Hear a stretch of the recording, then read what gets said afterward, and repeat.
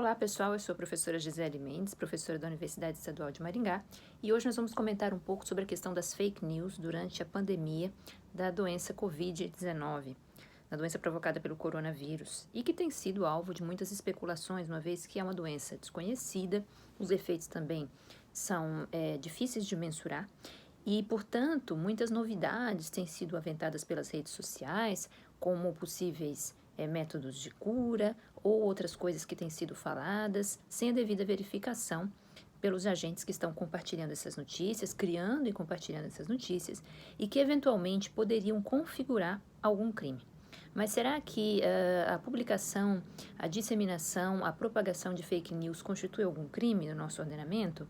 É sobre isso que nós vamos tratar hoje. Bom, a verdade é que não constitui. Há algumas fake news que já foram aventadas desde o início da pandemia da Covid, que dizem respeito, por exemplo, à possibilidade de algum medicamento, como, por exemplo, a hidroxicloroquina, curar ou, eventualmente, melhorar de forma considerável o estado de saúde dos doentes. E aí isso começou, acredito que todos tenhamos recebido algum tipo de áudio, vídeo ou notícia veiculada, sem o devido cuidado de que isso estaria acontecendo. Foi até logo no começo da pandemia da Covid-19.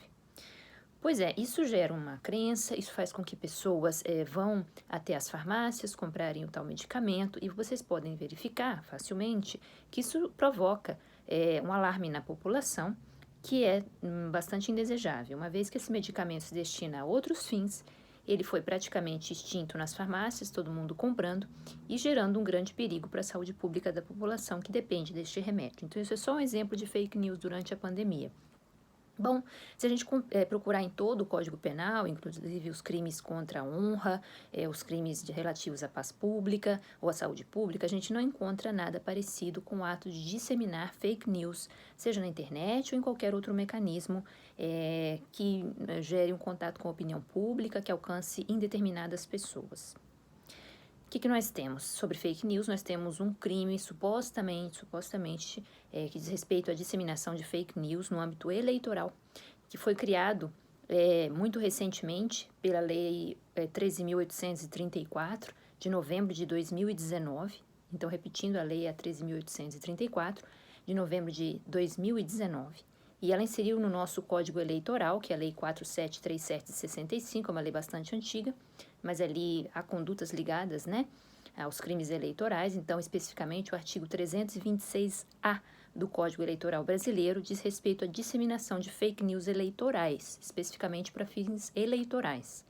Mas eu considero que nem ali a conduta está adequadamente tipificada, porque, na verdade, é uma denunciação caluniosa com fins eleitorais.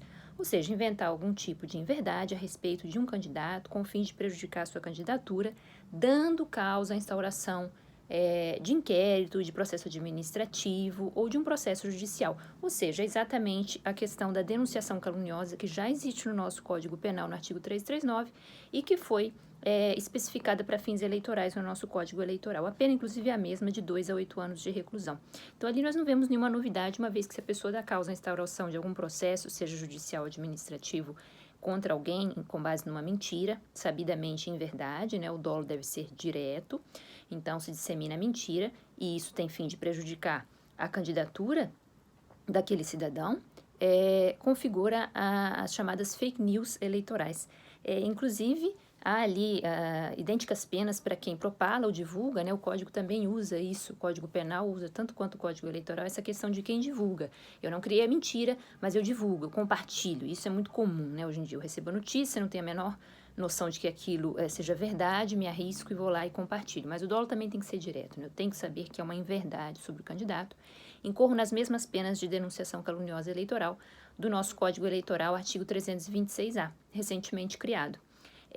Mas isso não se aplica à questão da saúde pública, né? É importante que se lembre. Então, não há tipicidade relativa à saúde pública.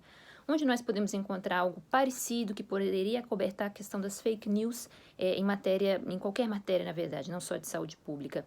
Existe uma contravenção penal Comentei com vocês quando estávamos tratando dos crimes contra a saúde pública lá nos primeiros vídeos do nosso canal, que diz respeito à ofensa à paz pública, à tranquilidade pública em geral, que é o artigo 41 do Decreto-Lei 3688 de 41, de 1941, artigo 41 do Decreto 3688 de 41, Lei das Contravenções Penais. Diz respeito ao ato de se provocar alarma ou qualquer tipo de disseminação de algum tipo de perigo que o sujeito saiba inexistente, com vista a criar pânico na população. Tá? Então, provocar alarma, disseminando a presença de um perigo que se sabe inexistente, que seria, por exemplo, a pandemia, né, com vistas a provocar pânico na população. A pena de 15 dias a 6 meses de prisão simples, além da multa. Então, é uma contravenção, é uma infração penal menor, a gente nem pode dizer que é um crime, uma vez que no sistema bipartido brasileiro nós temos crimes e contravenções e não se tem a categoria de crime para esse tipo de conduta, está bastante esquecida, tem muito pouca aplicação, né? E aí nós não podemos julgar que isso seja correto, ainda mais para a proteção da saúde pública. Eu acabei de narrar o caso da cloroquina, que pode acarretar ou colocar em risco, né? Mas, melhor dizendo, um bem jurídico muito importante que é a saúde pública da população. Então, o ideal é que se criasse, tipificasse realmente um crime relacionado às fake news. O bem jurídico é difícil de encontrar na conduta em si de disseminar fake news, porque, na verdade, essas condutas, elas de forma imediata, elas vão lesionar outros bens jurídicos, a economia popular, o meio ambiente, a própria saúde pública, geralmente bens jurídicos coletivos que são colocados em risco, ainda que não atingidos diretamente, pela disseminação de fake news. Recentemente, houve alguma tentativa de tipificação por parte de enquadramento, na verdade, mas não de tipificação, embora haja alguns projetos, de enquadramento dessas condutas relativas à saúde pública, no caso de se dizer que os caixões que estão contendo corpos de mortos pela Covid-19 estavam vazios em algumas cidades do Brasil. Então começou-se a disseminar essa falsa notícia, né? E até os familiares dos falecidos quiseram abrir os caixões para ver se de fato eles tinham morrido, uma vez que essas pessoas são conduzidas para inumação, para o enterro, sem possibilidade de o familiar se despedir dela, né, ou verificar em loco ali que se trata dela mesma. Então, o fato é que esse contato é perigoso e os caixões estão lacrados. E algumas pessoas quiseram abrir os caixões, acreditando nas fake news de que eles estariam vazios, né? Então, isso realmente é bastante perigoso. Existe um perigo para a saúde pública concreta, abrir o caixão de quem faleceu por essa doença, por isso mesmo que eles são lacrados.